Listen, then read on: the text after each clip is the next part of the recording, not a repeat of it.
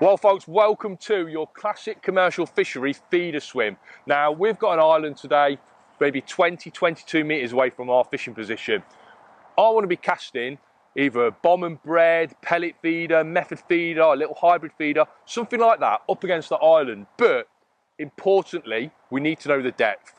The depth in fishing, the depth of the swim that you're fishing in is massively important. We know that whether we're fishing a pole, or waggler, a feeder, whatever we're doing, the depth is critical. We need to make sure that we're fishing in the correct depth. So, how do you find the depth when you're fishing across to an island like we've got today? Really, really simple. I use this little gizmo. It's followed me around for years. I just keep it in the bottom of my box, and whenever I need to find the depth in some shallow water, usually up against an island, but sometimes you've got a sunken island or you're looking for a bar or something in front of you, a bit of raised lake bed, this comes out of the box. Now, you're looking at that thinking, what the hell is that? Well, I'll tell you what that is. It is the body of an old, big river pole float. I've drilled a hole through the middle. I've strapped it either side with a couple of float stops.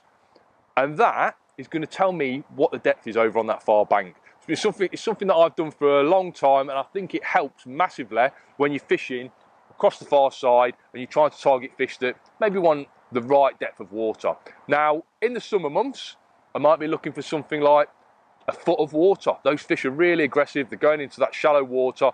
They're hunting food. They want that sun on their back, but it's freezing cold at the minute. Those fish want deep water.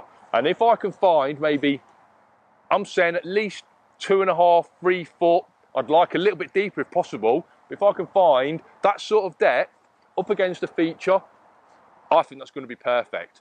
Now, when I cast a bomb across the far side, obviously like we're all going to do, I've clipped up already.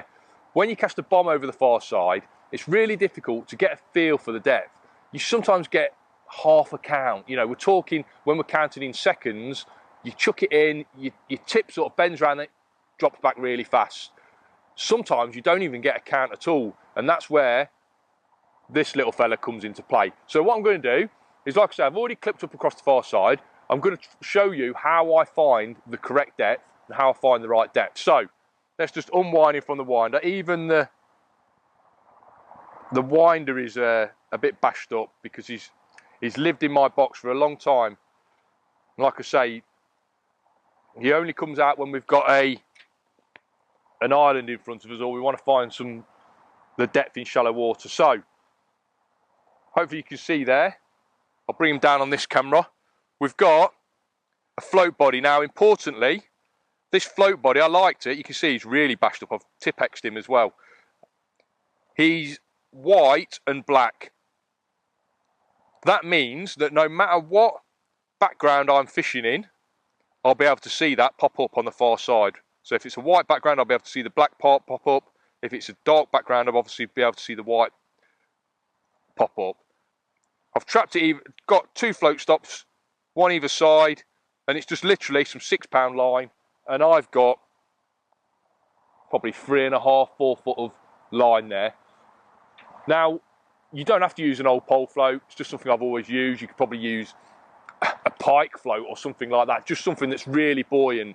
I've tried it in the past with smaller floats, but you just don't get that positive reading that a more buoyant float gives you. So we've got here standard bomb setup, you know, just a running bomb, and at the bottom we'll use these now, little quick change connectors.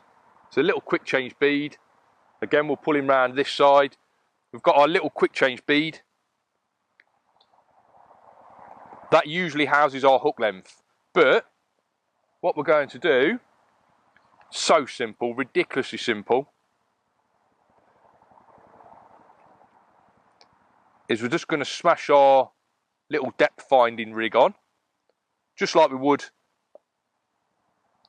attach our hook length, clip him down, and now we've got our bomb, and then further down, instead of a hook bait, we've got our depth finder. And you can guess what's going to happen now. I'm going to cast this out and see what depth we've got over there. So I think if we start off I'm saying that's about just 2 foot, just over 2 foot. I mean, I'd love to find that depth over there, because I think we've got a chance of catching some fish in that depth, 2.5 foot, something like that. So I'm going to set the rig 2.5 feet, have a cast across there.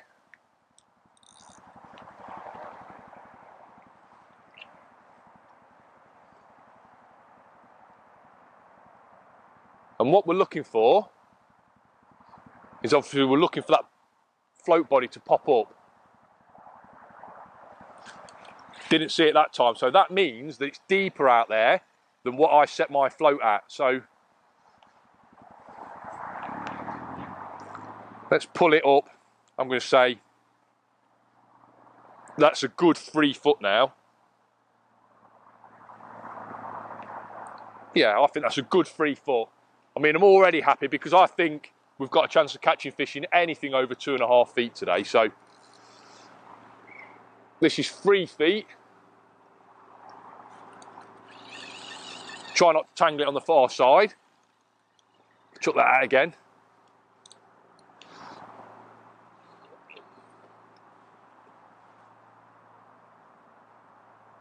So there we go. Hopefully you can see that's popped up like a cork, that has. It's really visible.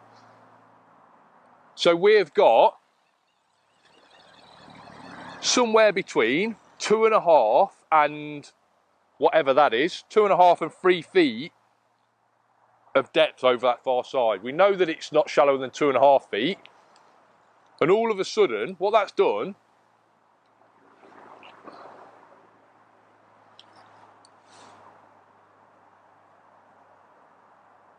so there we go, move that down a couple of inches and